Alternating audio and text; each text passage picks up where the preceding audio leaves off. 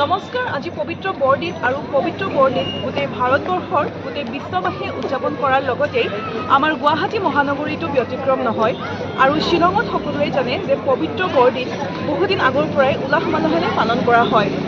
বৰ্তমান মুহূৰ্তত ময়ো উপস্থিত আছোঁ শ্বিলঙৰ কেথলিক কেথেড্ৰেল চাৰ্চত আৰু ইয়াৰে সমগ্ৰ পৰিৱেশ আপোনালোকৰ সন্মুখত দাঙি ধৰিব মোৰ সহযোগী